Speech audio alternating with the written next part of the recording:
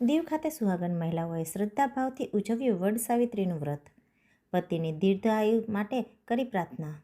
82 પવિત્ર અહમ મનમાં મમ બોલી જવાનું મમ યજમાનસ્ય હે વડ સાવિત્રી પૂર્ણ.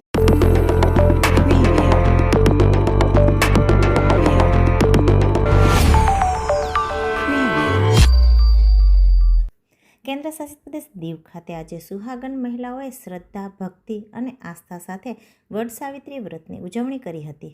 પોતાના પતિની દીર્ઘાયુ, સુખ, સમૃદ્ધિ અને અખંડ સૌભાગ્યવતીની કામના સાથે મોટી સંખ્યામાં મહિલાઓએ વડ વૃક્ષનું પૂજન કરી ધાર્મિક વિધિઓમાં ભાગ લીધો હતો. વહેલી સવારથી જ મહિલાઓ 16 શણગાર ધારણ કરી વડ વૃક્ષ પાસે એકત્રિત થઈ હતી. શાસ્ત્રી વિક્રમભાઈ પંડ્યાના મંત્રોચ્ચાર વચ્ચે વિધિપૂર્વક વડ વૃક્ષનું પૂજન કરવામાં આવ્યું હતું. ત્યારબાદ મહિલાઓએ કાચા સૂતરના દોરાથી વડ વૃક્ષની પરિક્રમા કરી અને વડ સાવિત્રી વ્રતની કથા શ્રવણ કરી હતી. ઉપસ્થિત તમામ મહિલાઓએ શ્રદ્ધાભાવથી કથા સાંભળી અને ધાર્મિક વિધિઓ પૂર્ણ કરી હતી. વ્રત કરનાર મહિલાઓએ દિવસભર ઉપવાસ રાખી પોતાના પતિના સ્વાસ્થ્ય, સુખાકારી અને લાંબી આયુષ્ય માટે પ્રાર્થના કરી હતી. સત્યવાન અને સાવિત્રીની પૌરાણિક કથાથી પ્રેરિત આ વ્રત આજે પણ મહિલાઓમાં અતૂટ શ્રદ્ધા સાથે ઉજવાય છે.